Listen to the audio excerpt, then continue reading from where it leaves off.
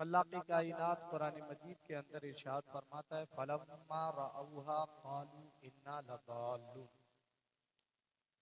जब वो उसे देखे तो उन्होंने कहा कि हम रास्ता भटक गए। মানে যখন ওরা দেখলো, দেখার পরে কি বললো, ইন্না লাদাল্লুন, আমরা রাস্তাটা भटके গিয়েছি। क्या देखे? तो यहाँ हिया की जमीर लौट रही है उनके बाग की तरफ।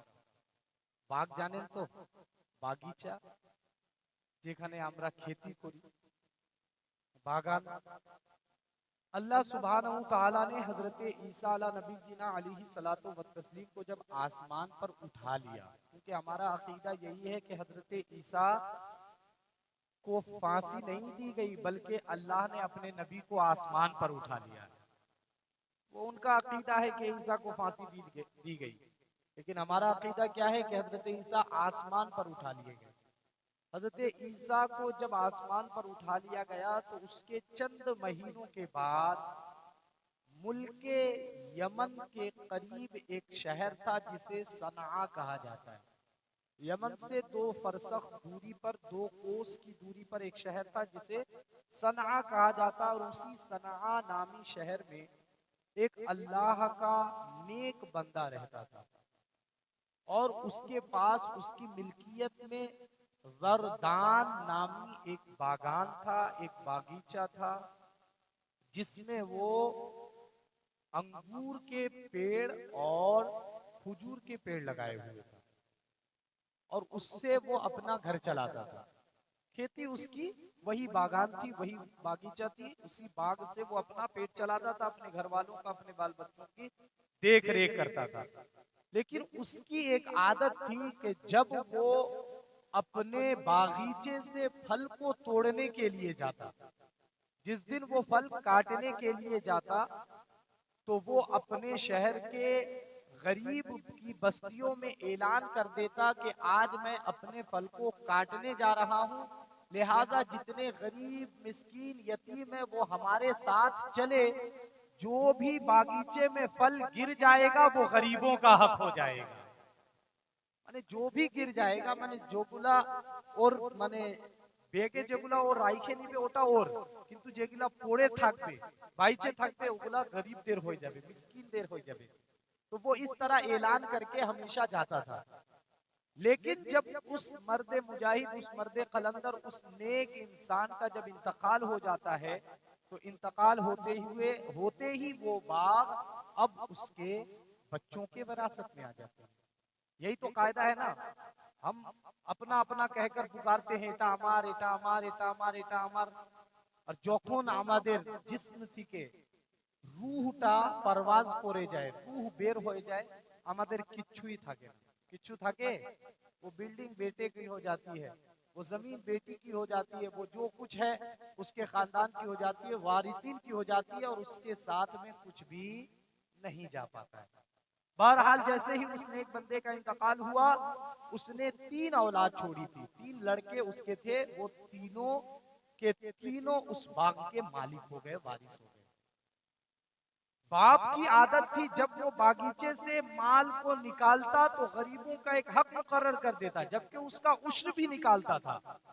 लेकिन बेटों ने सोचा कि हमारे बच्चे बहुत हैं, हमारा खर्च बहुत है, अगर बाप के इस रिवायत पर अमल किया जाए कि गरीबों को उश्र भी दिया जाए और बचा हुआ फल भी दे दिया जाए, तो हमारे माल में कमी हो जाएगी, हमारा कम हो जाएगा।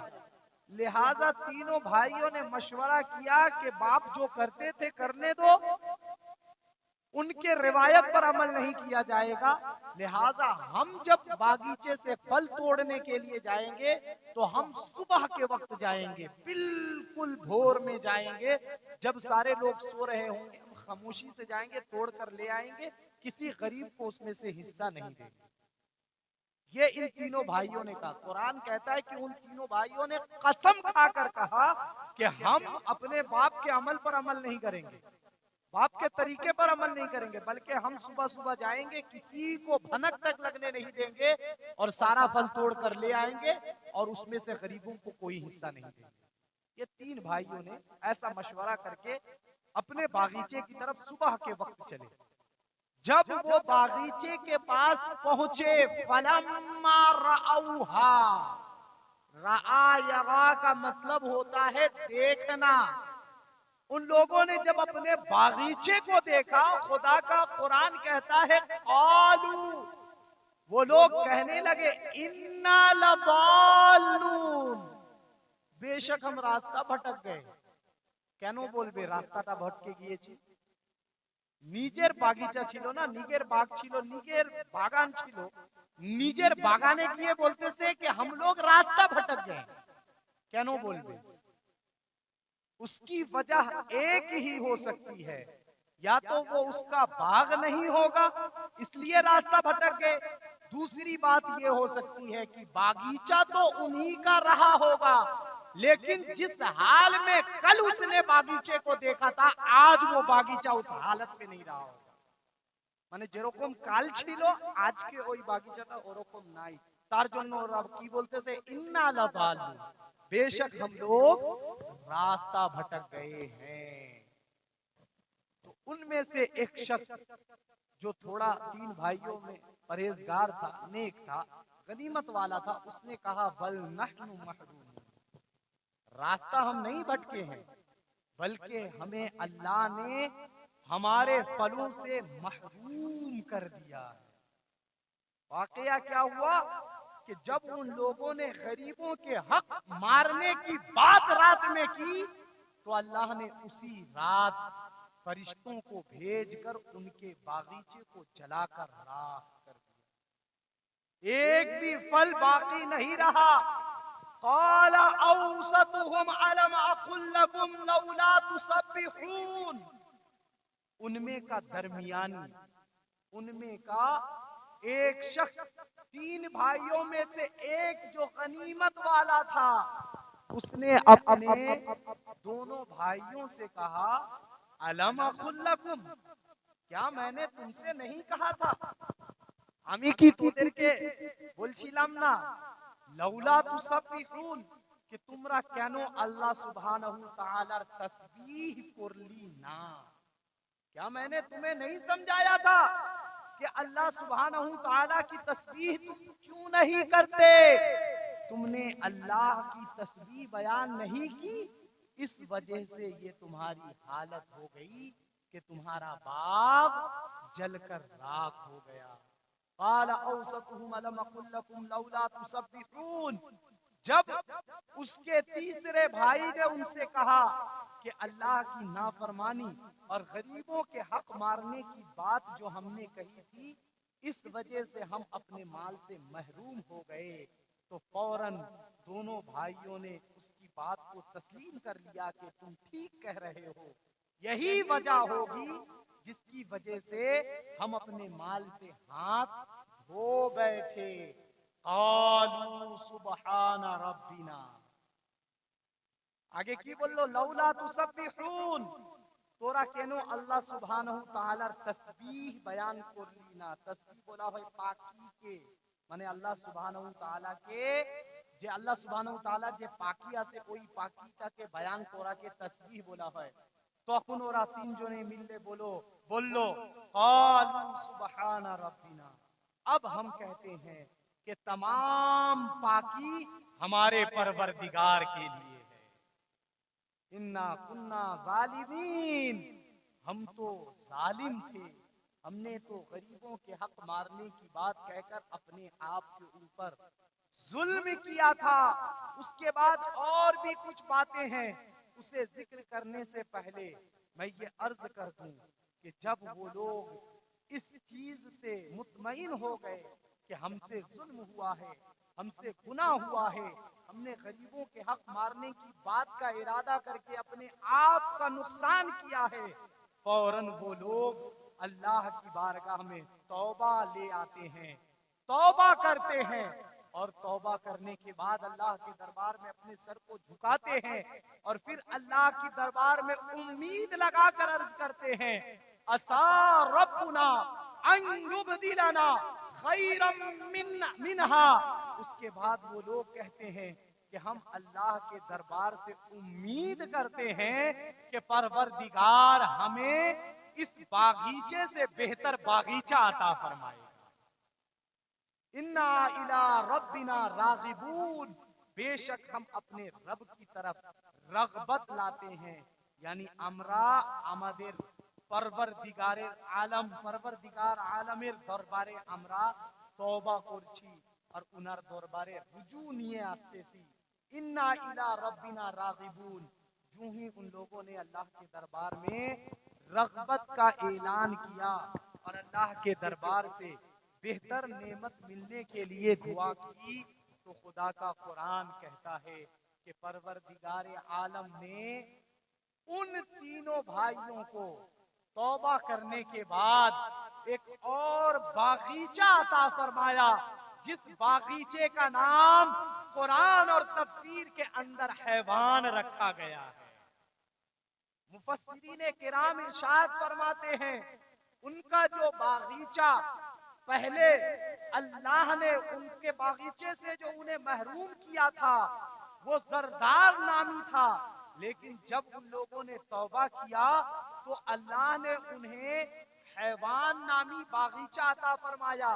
और उस बागीचे के एक अंगूर के खोशे का ये आलम होता। खोशा माने अंगूर की बागीचे को आपने देखा है क्या? अंगूर जो है ना गुच्छे में फलता है, एक जगह होता है।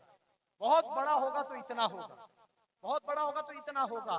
लेकिन मुफस्सिरीन किराम इरशाद फरमाते हैं, जब उसने तौबा किया और तौबा करने के बाद अल्लाह के दरबार में वो लोग रुजू लाए, तो अल्लाह ने उनको जो हैवान नामी बागीचा अता फरमाया था, उस बागीचे में एक अंगूर के खोशे का ये आलम होता कि उसे जब वो तोड़ते तो एक गधे के ऊपर एक खोशा रखते तो गधे की पीठ भर जाया करती थी। एक गधा एक खोशे को सिर्फ उठा पाता। यानी आप उससे अंदाजा लगाइए कि उनके बागीचे का अंगूर कितना बड़ा बड़ा हुआ करता था। ये है तौबा की फजीलत। अगर इंसान से भूल हो जाए तो उसमें कोई बड़ी बात नहीं। इंसान खता और निस्यान से मुरक्कब पैदा किया गया है। गुनाह इंसान ही करते हैं, गुनाह हो जाए ये बड़ी बात नहीं। लेकिन जब इंसान अल्लाह के दरबार में गुनाह से तौबा करता है तो अल्लाह इरशाद फरमाता है, इन्नल्लाह युहिब्बुत तव्वाबीन, बेशक परवरदिगार अपने तौबा करने वाले बंदों को अपनी दोस्ती अता फरमा देता है, अपना महबूब बना लेता है, उससे मोहब्बत फरमाता है। ये है सनआ के शहर के उस 3 बेटों की कहानी जिसको अल्लाह सुब्हानहू व तआला ने कुरान के अंदर जिक्र फरमाया है कि इन लोगों ने भी ये ख्याल किया कि अगर हम अपने बाप की तरह दानी हो जाए, बख्शिश करने वाले हो जाए, बाप की तरह सखावत करने लगे तो हमारे माल में कमी आ जाएगी, कमी हो जाएगी। परवरदिगार को उनका ये मशवरा बिल्कुल पसंद ना आया।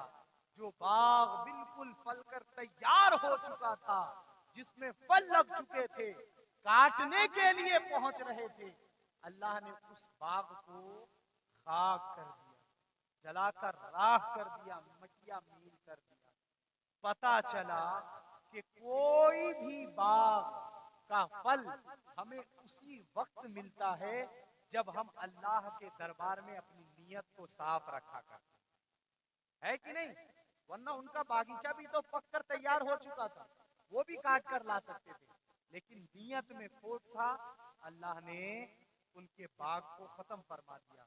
फिर जैसे ही उन्हें ऐसा लगा कि नहीं हमसे भूल हुई है, हमारा बाप जैसे उश्र निकाला करता था, गरीबों को उनका हिस्सा दिया करता था, हमें भी देना चाहिए। काला औसतुहुम अलमकुल्लकुम लौला तुसब्बिहून, एक भाई के मशवरे से सबों ने कहा सुबहान रब्बिना इन्ना इला रब्बिना रागिबून, तमाम पाकी हमारे रब के लिए है, हम अपने रब की तरफ झुकते हैं, अपने रब की बारगाह में रग़बत लाते हैं। जैसे ही उन लोगों ने तौबा किया, अल्लाह के दरबार में झुके, तो अल्लाह ने पहले से बेहतर नेमत उन्हें अता फरमाई। लिहाजा इससे ये सबक मिलता है कि जो भी बागीचा हो, जो भी खेती हो, जो भी हमारी जमीन में से गल्ला और अनाज उगता हो, वो सब के सब अल्लाह के फजल पर मौकूफ है। ज़ालिका फज़लुल्लाह यूती मन यशा, ये अल्लाह का फजल है। अल्लाह जिसे चाहता है अता फरमाता है, और अल्लाह ने उसमें गरीबों का हक मुकर्रर फरमा दिया है। लिहाजा आप लोगों की बारगाह में अदब के साथ मैं गुजारिश करूंगा कि उश्र के सिलसिले में जो तकरीर पिछले जुमा आपने सुनी थी, आज तक अगर आपके जहन में हो तो माशाअल्लाह अच्छी बात है। अगर जहन से बात निकल गई हो तो दोबारा मैं डालने की कोशिश करूंगा कि उन लोगों ने उश्र ना निकालने का बहाना नहीं किया। उश्र निकालना फर्ज है, जरूरी है, वाजिब है, लेकिन गिरे हुए फल को गरीबों में दे देना ये कोई शरीयत का हुक्म नहीं है। लेकिन उसका बाप देता था, नेक आदमी था, बेटे ने उसके देने से इनकार किया, अल्लाह ने उसके बाग को जला दिया। अगर हम उश्र जो हमारे ऊपर फर्ज किया गया, वाजिब किया गया है, हम उसमें से नहीं निकालेंगे तो सोच कर देखिए अल्लाह सुब्हानहू व तआला अगर नाराज हो गया तो फिर हमारे माल का, हमारी खेत का और हमारे बागीचे का आलम क्या हो सकता है। लिहाजा इसलिए मैं अदब के साथ कहूंगा कि आपके माल में 10वां हिस्सा मिस्कीनों का है, यतीमों का है, गरीबों का है, मदरसे के उन नादार तलबा का है। लिहाजा आप लोग उसमें से जरूर निकालने की कोशिश फरमाए। अगर आप नहीं निकालते हैं तो अल्लाह के दरबार में गुनहगार तो होंगे ही, लेकिन अगर अल्लाह की रहमत को किसी दिन ये बात नापसंद हुई तो जो आपका अपना 9 हिस्सा है वो भी आपको खाने नहीं मिलेगा।